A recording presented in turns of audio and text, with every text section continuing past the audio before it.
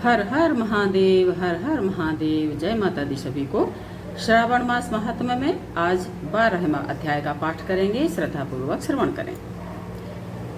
स्वर्ण गौरी व्रत का वर्णन तथा व्रत कथा, ये है 12वां अध्याय।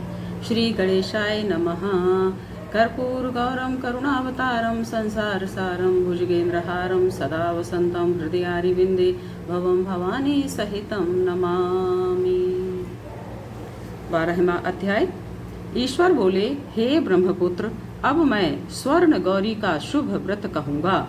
यह व्रत श्रावण मास में शुक्ल पक्ष में तृतीया तिथि को होता है। इस दिन प्रातःकाल स्नान करके नित्य कर्म करने के अनंतर संकल्प करें और 16 उपचारों से पार्वती तथा शंकर की पूजा करें। इसके बाद शिव जी से प्रार्थना करें, हे देवदेव आइए, हे जगतपते, मैं आपसे प्रार्थना करता हूँ, हे सुरसत्तम, मेरी इस की गई पूजा को आप स्वीकार करें। इस दिन भवानी पार्वती की प्रसन्नता और व्रत की पूर्णता के लिए दंपतियों को 16 वायन प्रदान करें और द्विज श्रेष्ठ की प्रसन्नता के लिए मैं यह वायन प्रदान करता हूँ, ऐसा कहें। चावल के चूर्ण के 16 पकवानों से 16 बांस की टोकरियों को भरकर तथा उन्हें वस्त्र आदि से युक्त करें और पुनः 16 द्विज दंपतियों को बुलाकर इस प्रकार कहते हुए प्रदान करें, व्रत की संपूर्णता के लिए मैं ब्राह्मणों को यह दे रहा हूँ। मेरे कार्य की समृद्धि के लिए सुंदर अलंकारों से विभूषित तथा पातिव्रत्य से सुशोभित ये शोभामयी सुहागिन स्त्रियां इन्हें ग्रहण करें। इस प्रकार 16 वर्ष अथवा 8 वर्ष या 4 वर्ष या 1 वर्ष तक इस व्रत को करके शीघ्र ही इसका उद्यापन कर देना चाहिए। पूजा के अनंतर कथा का श्रवण करके वाचक की विधिवत पूजा करनी चाहिए। सनत कुमार बोले, हे प्रभु, इस व्रत को सर्वप्रथम किसने किया, इसका महात्म कैसा है और इसका उद्यापन किस प्रकार करना चाहिए, वह सब आप मुझे बताएं। ईश्वर बोले, हे महाभाग, आपने उत्तम बात पूछी है। अब मैं आपके समक्ष मनुष्यों को सभी संपदाएं प्रदान करने वाले स्वर्ण गौरी नामक व्रत का वर्णन करता हूँ। पूर्व काल में सरस्वती नदी के तट पर सुविला नामक विशालपुरी थी। उस नगरी में कुबेर के समान चंद्रप्रभ नामक एक राजा था। उस राजा की रूप लावण्य से संपन्न सौंदर्य तथा मंद मुस्कान से युक्त और कमल के समान नेत्रों वाली महादेवी और विशाला नामक 2 भार्याएं थीं। उन दोनों में ज्येष्ठ महादेवी नामक भार्या राजा को अधिक प्रिय थी। आखेट करने में आसक्त मन वाले वे राजा किसी समय वन में गए और सिंहों, शार्दूलों, सूकरों, वन्य भैंसों तथा हाथियों को मारकर प्यास से आकुल होकर उस घोर वन में इधर उधर भ्रमण करते रहे। उन राजा ने उस वन में चकवा चकवी तथा बतखों से युक्त भ्रमरों तथा पिकों से समन्वित और विकसित मल्लिका, चमेली, कुमुद तथा कमल से सुशोभित अप्सराओं का एक सुंदर सरोवर देखा। उस सरोवर के तट पर आकर उसका उत्तम जल पीकर राजा ने भक्ति पूर्वक गौरी का पूजन करती हुई अप्सराओं को देखा। तब कमल के समान नेत्रों वाले राजा ने उनसे पूछा, आप लोग यह क्या कर रही हैं? इस पर उन सब ने कहा, हम लोग स्वर्ण गौरी नामक उत्तम व्रत कर रही हैं। यह व्रत मनुष्यों को सभी संपदाएं प्रदान करने वाला है। हे नृपश्रेष्ठ, आप भी इस व्रत को कीजिए।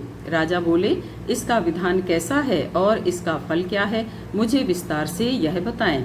तब वे सभी स्त्रियां बताने लगी, हे राजन, यह स्वर्ण गौरी नामक व्रत श्रावण मास के शुक्ल पक्ष में तृतीया तिथि को किया जाता है।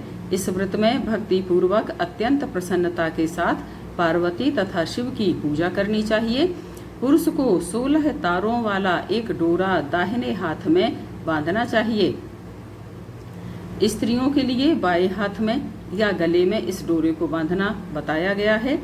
तब संयत चित्त वाले राजा ने भी उस व्रत को संपन्न करके 16 धागों से युक्त डोरे को अपने दाहिने हाथ में बांध लिया। उन्होंने कहा, हे देव देवेशी, मैं इस डोरे को बांधता हूँ, आप मेरे ऊपर प्रसन्न हों और मेरा कल्याण करें। इस प्रकार देवी का व्रत करके वे अपने घर आ गए। उनके हाथ में डोरा देखकर ज्येष्ठ रानी महादेवी ने पूछा और सारी बात सुनकर अत्यंत कुपित हो उठी। इसके बाद ऐसा मत करो राजा के इस प्रकार कहने पर भी उसने उसे तोड़कर बाहर एक सूखे पेड़ के ऊपर फेंक दिया। उस डोरे के स्पर्श मात्र से वह वृक्ष पल्लवों से युक्त हो गया। तत्पश्चात उसे देखकर दूसरी रानी आश्चर्यचकित हो उठी और उस वृक्ष पर स्थित टूटे हुए डोरे को उसने अपने बाएं हाथ में बांध लिया। उसी समय से उसके व्रत के महात्म्य से वह रानी राजा के लिए अत्यंत प्रिय हो गई। वह ज्येष्ठ रानी व्रत के अपचार के कारण राजा से त्यक्त होकर दुखित हो वन में चली गई। अपने मन में भगवती देवी का ध्यान करती हुई वह मुनियों के पवित्र आश्रम में निवास करने लगी। कहीं कहीं श्रेष्ठ मुनियों के द्वारा यह कहकर आश्रम में रहने से रोक दी जाती थी कि हे पापनी, अपनी इच्छा के अनुसार यहाँ से चली जाओ। इस प्रकार घोर वन में इधर उधर भ्रमण करती हुई वह अत्यंत खिन्न होकर एक स्थान पर बैठ गई। तब उसके ऊपर कृपा करके देवी उसके समक्ष प्रकट हो गईं। उन्हें देखकर वह रानी भूमि पर दंडवत प्रणाम करके उनकी स्तुति करने लगी। हे देवी, आपकी जय हो, आपको नमस्कार है। हे भक्तों को वरदान देने वाली, आपकी जय हो। शंकर के वाम भाग में विराजने वाली, आपकी जय हो।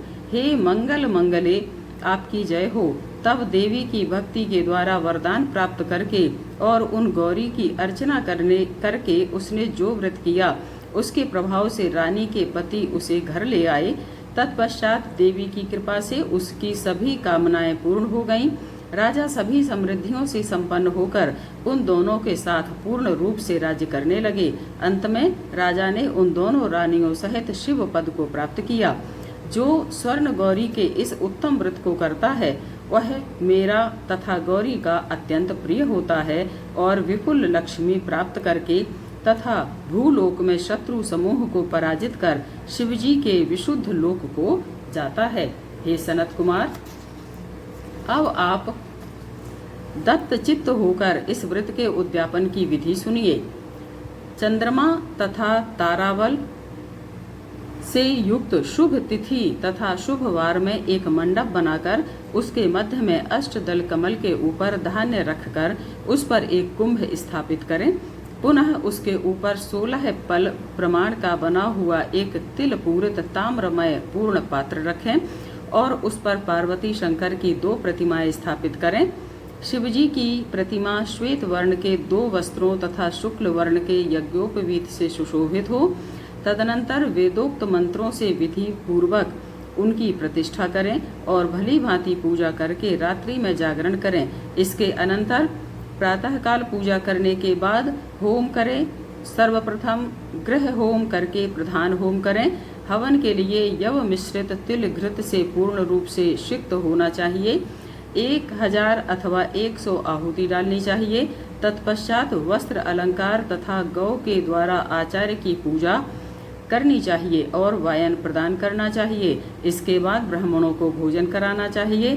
साथ ही 16 दंपतियों पति पत्नी को भी भोजन कराना चाहिए। अपने द्रव्य सामर्थ्य के अनुसार उन्हें भूयसी दक्षिणा देनी चाहिए। अंत में हर्षोल्लास से युक्त होकर बंधुजनों के साथ स्वयं भोजन करना चाहिए। इस प्रकार श्री स्कंद पुराण के अंतर्गत ईश्वर सनत कुमार संवाद में श्रावण मास महात्म्य में तृतीया में स्वर्ण गौरी व्रत कथन नामक 12वां अध्याय संपन्न हुआ। हर हर महादेव, हर हर महादेव। जय माता दी सभी को।